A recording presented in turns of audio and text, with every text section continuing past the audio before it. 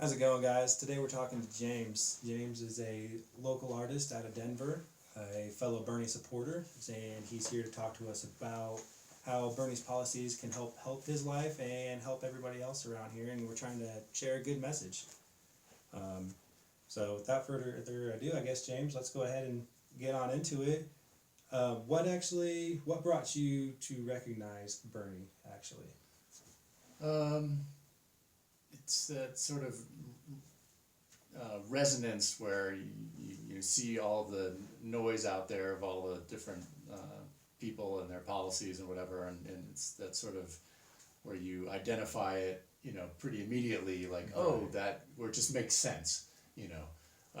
So, like, something, we've talked about before, but like the Medicare for All thing where it I've lived in other countries around the world. I've lived in Germany. I've lived in China, and and there's so many other countries where universal health care is just the default. Like we're the United States is Right. the weird Hey, country. it's funny that you mentioned China too, because a lot of people are all on edge about it right now. But when you think about it, they do have universal health care.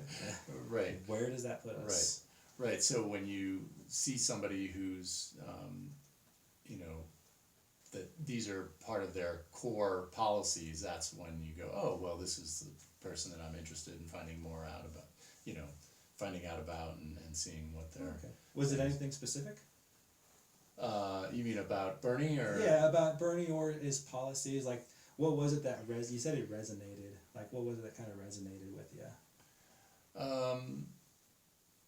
I think, there's the policies themselves, but also his track record. When it's always fun to see these old videos of him Yes. on public access That's or what whatever. got me. Is his track record and his history. It's the You same go back message, and keep saying the anti-war, same thing. you know. And they didn't think, 20 years ago, 30 years ago, 40 years ago, they thought he was crazy. Right. But right. you get into 2020, and a lot of people are realizing a lot of the stuff that he's been saying, he's sat on the Senate floor, sat on the Congress floor, and argued things that were going on, like the Iraq War.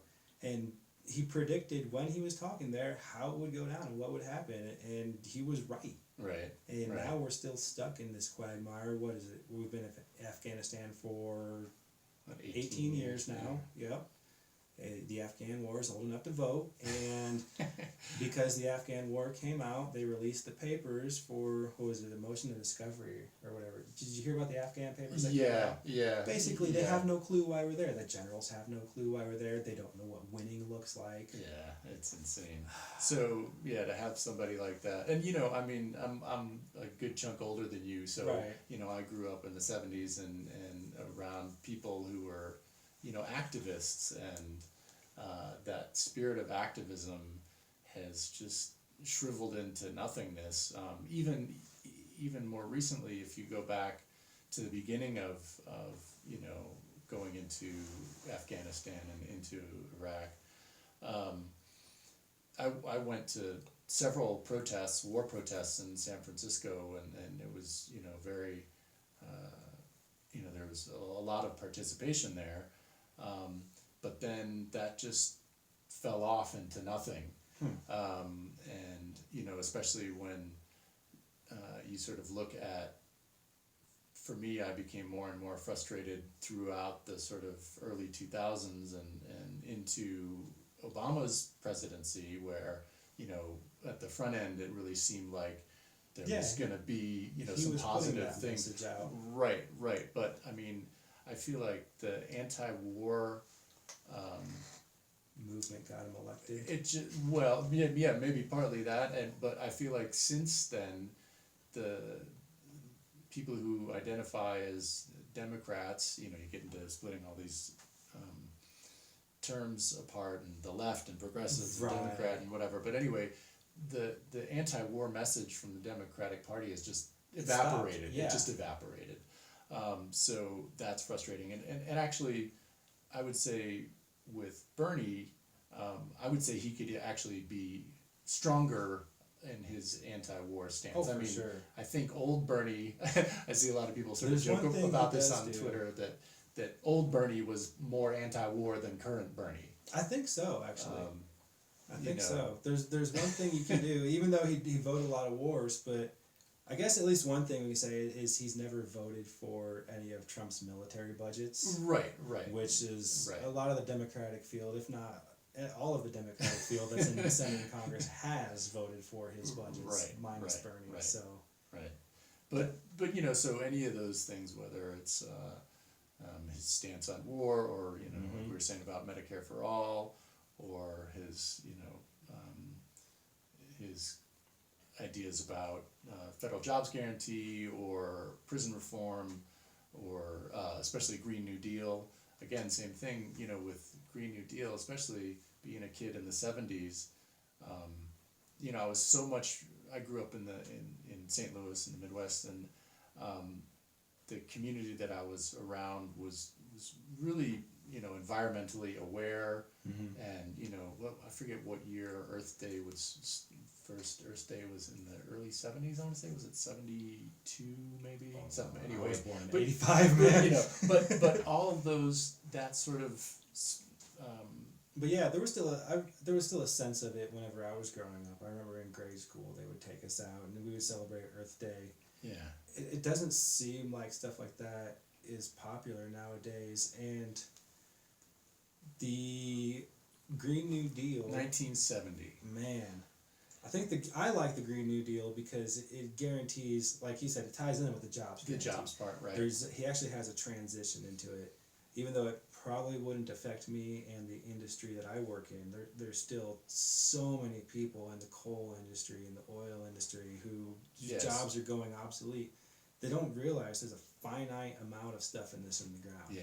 They talk like we're going to live forever, but then they don't understand that there's a finite stuff in there. And then the other thing they don't understand is that you can burn these things, and a lot of people just think, oh, you burn it, it disappears and it goes away. But you're taking all this mass from under the ground. It's not disappearing. That same amount of weight is going into the atmosphere. Like, there's a reason that it's called a greenhouse gas. That same amount of weight and carbon goes into It's the trapped, atmosphere. right.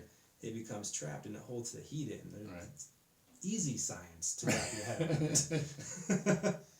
But a lot of people don't, and we're not here to judge them for it. We're here to not educate them either, but just get information out there. People educate themselves. We don't educate people. It's what they want to learn, what they want to listen to. But what do we got here? April 22nd, 1970. There we go. At the time, 10% of the total population of the United States took to the streets, parks, and auditoriums to demonstrate for a healthy, sustainable environment. Wow. Massive coast-to-coast rally. So you were around for that. Well, I was a few months old. I was born in November of 1969. Okay.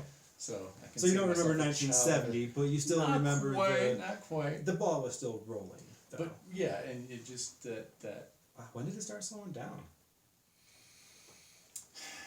Well, so one of my biggest frustrations politically, when I look back, I wasn't necessarily aware of it at the time as a kid, but as I look back to see where things started going wrong, one of my biggest frustrations is the presidency of Reagan. You know, because so much of what he did was deregulation. Right. In every possible way. I mean, he just crippled so many industries. Oh, and yeah. just deregulated everything. That's even a term that came out of that, because before they weren't regulations, they were protections. They were protections. Yeah, I've had conversations about Right, this even before. just how you word it. They right. were environmental protections, they were worker protections, they were health Right. protections. Right. They weren't regulations is the term that these corporations have put on it to make it sound bad, so average people like us just don't, we're just trying to butt in and tell them what to do. We Right, shouldn't right. be doing that. They should be able to do whatever they want to their Right, employees. like it's some They're- obstacle to they're freedom. Paid, they're paid. They accept the job. Like, no, they still have the right to clean and healthy working conditions. Yeah. But it all does tie together. Like, even that ties into Medicare for all. Right, and all of the environmental stuff disproportionately affects, you know, black and brown and poor, you know, populations. So, right, there's another aspect where it's nice to see that when you do see somebody like Bernie who is talking about those things, when everybody, including the vast majority of Democrats, are in support of big business and the banks, yeah, and they're deep in the pockets. you know, that the Yeah. Overton window has shifted so far to the right that his ideas are considered radical when compared to either Right. Europe or compared to, again, what I grew up with as a child. You know, that I think there was still some semblance of a left in this country, whereas it's the just Democrats gone. were probably still Democrats, because back then it was, you had your Democrats and your Republicans were still the two main parties, but you had a liberal and conservative side of both parties, and it was almost like four basically. And from the time I grew up, like I remember the later '90s. You know, I was born in '85. Later '90s to early 2000s, I was in high school, and that's when I started noticing like kind of the hypocrisy there. It started with the Clinton era, and I think Bill Clinton was a lot that had to do with it, because a lot of our recent Democrats are there on tape saying, you know, well, I'm more of a moderate Republican, but I'm on the ballot as a Democrat because I believe in pro-choice, and I believe in Right. so it's socially liberal, fiscally conservative, basically Republicans running the Democratic Party since the '90s. Right. And I think what that's done is, like you said, it shifted the Overton window. Right. And So- even Bernie has gotten dragged that way. I mean, that's Yeah, sort of what we were absolutely. saying, you know, that everyone has gotten dragged that way. Yes, getting money out of politics is going to be, and that's he knows that you're going to have to get it out. But another thing he's going to do is he wants to publicly fund all elections. Yeah. And publicly fund the DNC, and they're so terrified. They're so what was it? Did you hear the Iowa Democratic chair step down? Oh, did he? No, Yes, I didn't. a few weeks too late, but he still did. Oh, wow. Yeah, all It's a this start, talk I about guess. recanvassing again. But yeah, I mean, right, the finances in the election. There's so many parts to the political picture that I only sort of, you know, touch on and don't dive too deep into, partly out of trying to preserve my sanity, but also just, Right. you know, but partly just time. But, you know, there's like, what's her name on Twitter, Caitlin something, who does Move to Amend, you know, so they're trying, people who are trying to overturn Citizens United. Oh, okay. You know, just to get that side of the financial influence on the gotcha. political discourse. I don't know if Bernie is talking about this, but another, you know, we're sort of talking about this, the shift and the timeline of, again, I blame Reagan for almost everything, in terms of starting so many of these things, putting so many of them in motion, but Bill again, Clinton helped Clinton, I was just gonna say, Clinton a as lot. well. The Telecommunications Act. of That's exactly where I 1996. was going. That's exactly where I was Yeah, going. he said it was in the name of to prevent these companies from becoming monopolies, It's but the exact the opposite. exact opposite. Yeah. And another kind of, I don't know if it's law, it's like a side rule that was slipped into there, and this is what we're seeing today.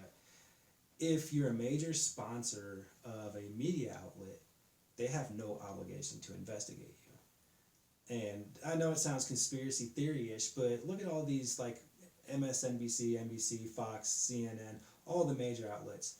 You look at the commercials and their talk shows in the morning, Boeing, Raytheon, like nobody's buying that shit. You know who's supporting that. Right. So you know that the news And companies even aren't NPR, investigating. right? You know, Yeah. NPR. Oh, all even those, NPR. Right, yeah. PBS. Right. PBS is a mouthpiece for the establishment too. A lot of people go, oh, I listen to PBS. I'm smart. But last time I listened to PBS, they were spreading just pure propaganda. Yeah. And they sounded smarter, and they did have. I can't totally knock PBS because they are more informative than the other ones, but they'd still definitely have a bias. Yeah. But so I don't know. Do you know? I mean, is there? I'm trying to think through Bernie's policies. Is there some?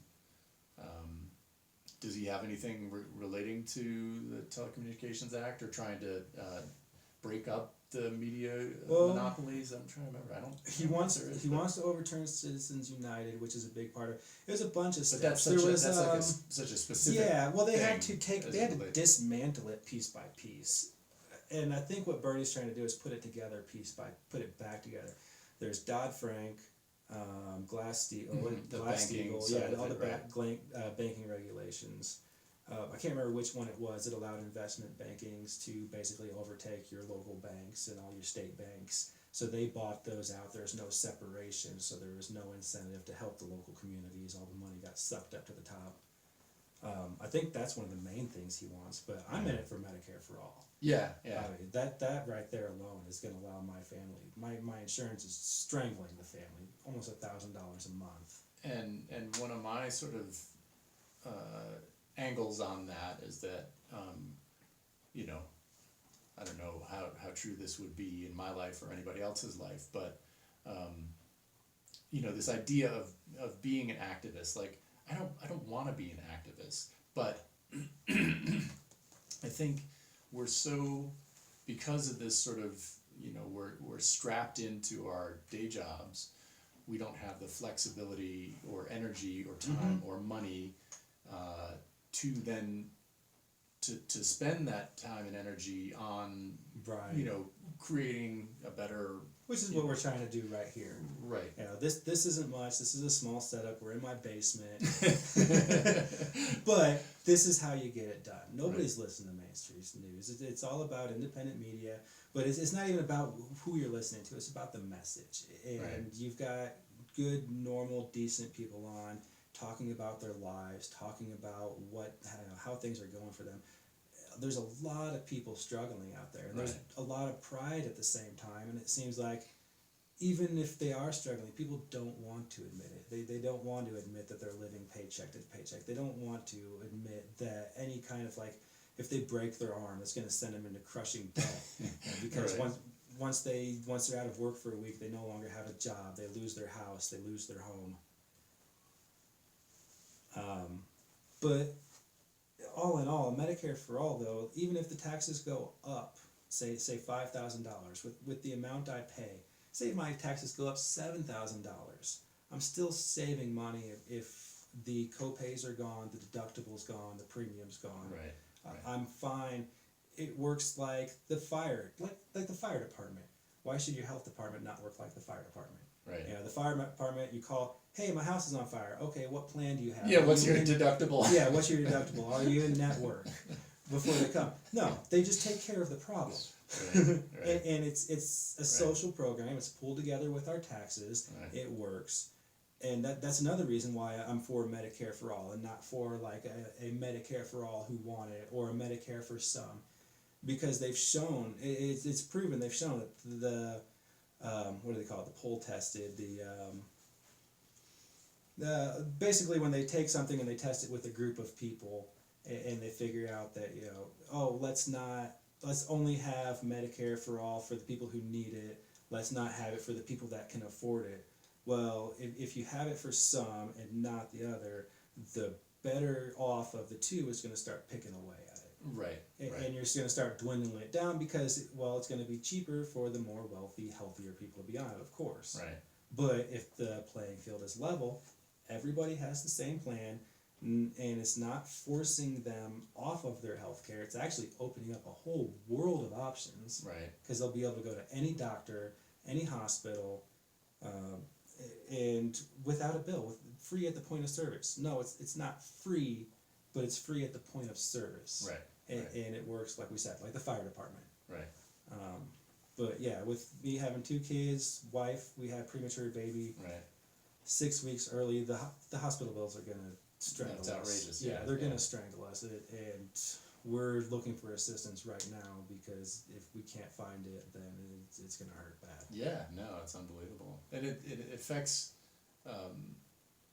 you know, your story is different from mine in that regard, just the specifics of it, but just that, you know, the anxiety and stress, you know, that's all comes from that medical debt or Oh, for you real. know, it's that's sort of universal. I mean, Yeah, and it can send you into a cycle. I Yeah. mean, just the amount of stress alone of people having to worry about paying their bills. Right. Why should they have to be worried about paying off their bills if they get cancer? Well, why Right. should they be worried about paying their bills if they have a terminal illness or they were born with an illness that they can't cure, that they're going to have their whole life? Right. Why should anybody have to pay for that? That's immoral, in Right, my opinion. it is immoral, yeah, I mean, there's a woman I just saw had a tweet yesterday about, I mean, they were talking about something else, but it just came up that, you know, she is a cancer survivor and she has $200,000 in debt. Like, I didn't even know, the way I responded was That's like, I don't insane. even know how to, like, Mm-hmm. conceptualize that. Oh, yeah. Like, you know, I don't have debt, but I'm broke as hell because I just bounce from job to Oh, job yeah. or whatever. But I can't even fathom what that's like or what that means for the rest of her life. Like, I'm not. She looks pretty young, so I don't know. But in other words, how do you You're see? basically imprisoned with it your whole life. Exactly correct. Yeah. Same with student loan debt. Yeah. Yeah. Same with student loan I debt. took a right. $10,000 student loan out 7 years ago. I still owe $6,000. Really? Yeah. Every time I pay, there was a while there where my job didn't pay very well, so they lowered the amount I needed to pay. Okay, the right. federal government did. They say, "Oh, just pay X amount of money." Well, what I didn't realize is that my interest was accruing at a higher rate Faster than what I was than- paying. So every time I paid, I owed more More, money, right. and I went on like that for 3 years, Oh and they didn't care. They didn't say Right. a word. no. Right. So And so something like that, like you know, because I'm older, I grew up in a time where college was really cheap. I was part of the, you know, California state colleges. I went to UCLA. okay. I forget what it was a quarter system. I want to say it was, you know, a few $100s per quarter. Really? It was insane. It was so cheap. So I left school. I had a tiny bit of credit card debt when I graduated, but basically I don't have any That's college your debt. 20s. Right, right. So for me, you know, I don't have, you know, debt from college, so I don't care about that. But Right. so what I mean is it doesn't affect me directly. Right, exactly. But for it other would be people- huge that it, you Yeah. know, it affects everybody Well, else, and even the idea of, you know, I'm 50 years old, but it would still be nice for the possibility of, actually I don't even know how this would work, whether or not I already have a bachelor's degree, would I be able to access free college now in some, you know, Yeah. graduate program? Probably. Yeah, absolutely. But in any case, I'm just saying it's another thing that would give flexibility to my life and to other people's lives, and Oh, you know, yeah. when you transition from job to job, that if you would be able to afford to do, you know, continuing education. Oh yeah. Not only kind of thing. that, a lot of people they're not looking to get a 4-year degree, and they're not looking Right. to go to Ivy League Right, schools. they want to do trade school. They and want to do a trade school. They want to get into a good trade where they can get a good union Right. job. like you were saying before about how you did the Oh, auto yeah. body stuff, right? Like Oh, if yeah. you didn't have that Well- debt from that, you know, in other I words, know, right? because then you're committed to it. In other words, That's true. You know, it allows people to experiment a little more, Mhm. and take risks on, you know, possible career paths, without, you know, going Yeah, into huge debt I and ended up saying. not even going into that field. That's what I'm saying, right. So, but you can take that risk and sort of find out what some of these career paths are like, Right. you know, and Right. Exactly. Or find what really works for you without going into huge debt. You know? Yeah, and even in a broader sense, like I think it'll help the communities a lot too. Right now, what's going on too is, and just like Bernie says, our wealth is being sucked up to the top. Another thing, and I don't think Bernie talks about this much. I think he needs to talk about it more. The path of $1 from your paycheck to where it stops before it goes to taxes. So you get paid, you spend your money. Where people spend their money at? They're spending it at Walmart. They're spending it at Amazon. They're spending it in these giant corporations where, instead of the dollar going from your paycheck to, say, the local grocer, the local hardware store, the local gas station owned by somebody in your community, that dollar's going straight up to some corporation. It's going into their bank account, and then it's going to stay there. Amazon paid $0 in taxes. Your dollar's not going anywhere. So that's the sign of a really, really sick economy. Yeah. The dollar should be spread around a community. It shouldn't go from your paycheck to a corporation's bank account. Right. That's effectively the death of a community right there, because if it's not circulating around the people, then they are getting poorer just by comparison. If they're losing their money, That's the word I'm looking for. It's being sucked up at a rate faster than it's being produced in these communities. Mostly because it's being spent outside of the community, and I don't want to blame online shopping or things like that, because even Amazon, small businesses are part of Amazon, Right. but Right. it's still the way they conduct their business. Right. Right. Right. Um, Yeah, I don't know how you get around that. To a certain degree, it's just this change in technology. it's the whatever, they got to demonopolize it, is what I think. but- Right. We've got everything going straight up to like Jeff Bezos now, just the richest man in the world. He owned. What did he say? He makes like $160,000 a second. Is that what it is? I don't know. It's something ridiculous like that. It is something extremely ridiculous. Maybe a minute, but it's absolutely insane.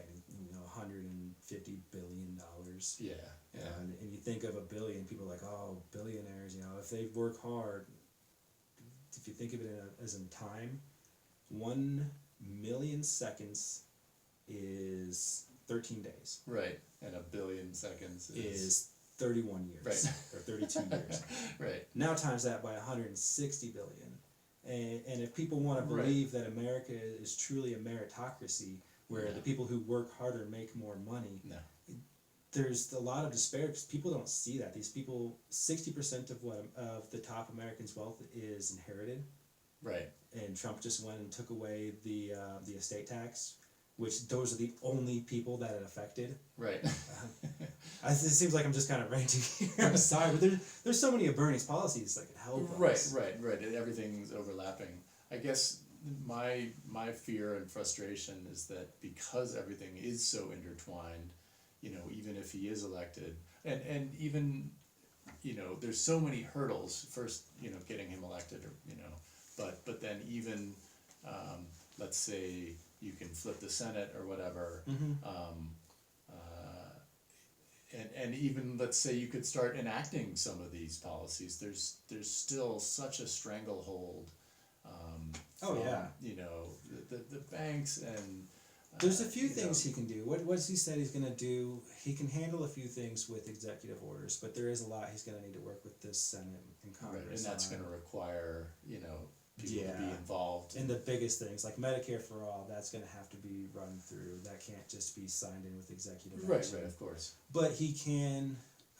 He's already said he's going to legalize marijuana. And he's going to expunge all marijuana records, which that's been needed for a long, long time. Yeah. Which Yeah. I thought Barack Obama was going to do that. Yeah. That was a kind of a big disappointment. But on his again, part. race is such a factor with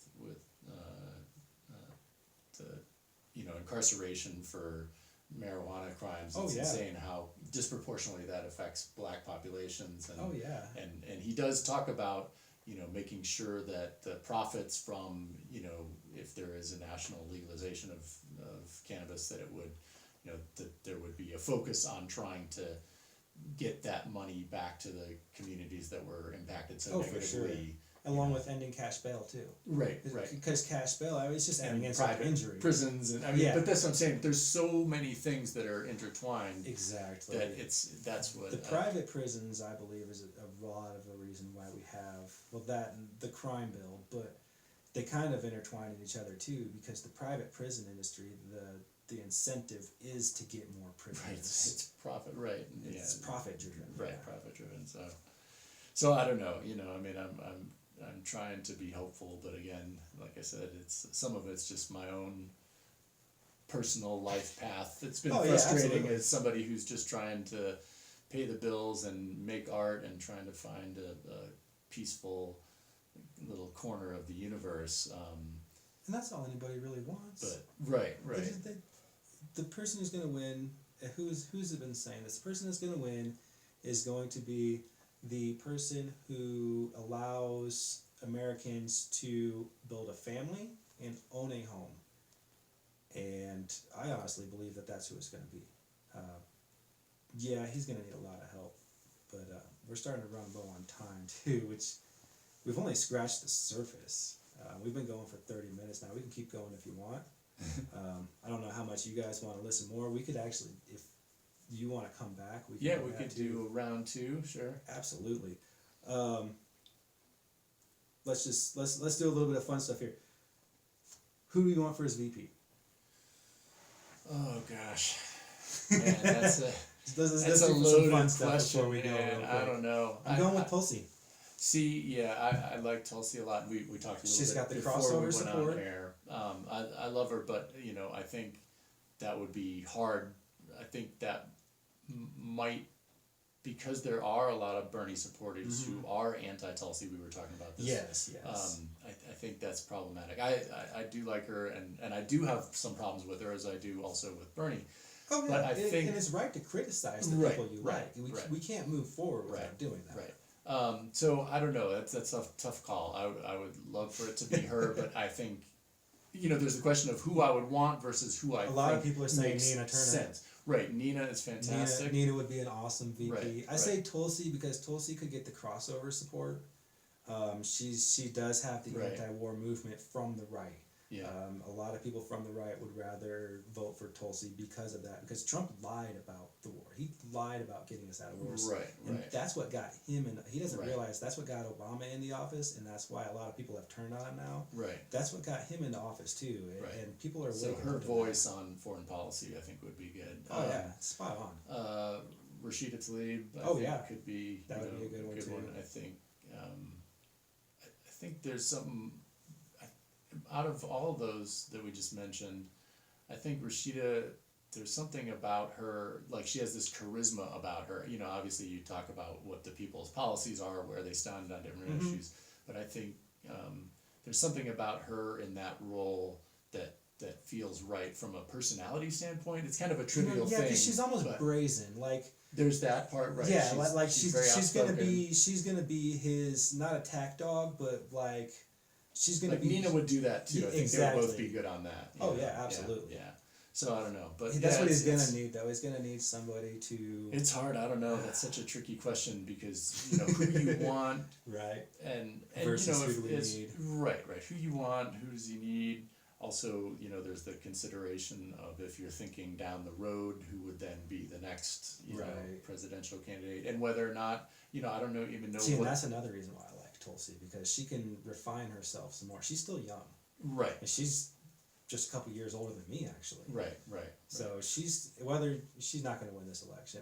I don't want to sound like a defeatist for Tulsi, but she doesn't Right. have the support. But to look forward at, she's got if she stays on a good progressive path, she could have a long career ahead of her, including a presidency. I think. Possible presidential run, yeah. But yeah, one more was Iowa rigged. It's hard to say. Short answer feels of. like yes, but you know, it's I think more. It just exposes that it's so Not as much sloppy. rigged, but yeah, it was very a sleazy. mess. It's just a mess. It was now, sleazy. It was sleazy. It well, was right, downright there's sleazy. right. There's sleazy and there's mess and there's rigged. The way they handled that, the way they counted the votes, the way they brought everything out, I'm glad the chair stepped down.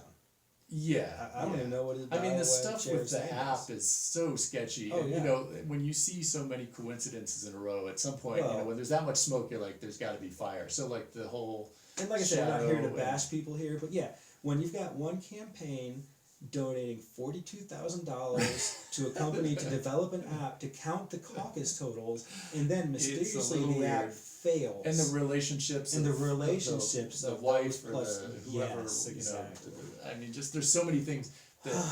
I'm glad other people see it. It builds I'm up. really glad other people see it. But even if you get rid of sleazy and if you get rid of rigged, it's still a mess. Like It even is. if you just looked at like the count sheets and the rounding and the Oh, yeah. coin tosses, And it it's a boils joke. down It's- to money in it- politics. Yeah, They're yeah. going to favor the wealthy. Right. And it's, you So- can't pay $42,000 to an app company and not expect something in return. Right.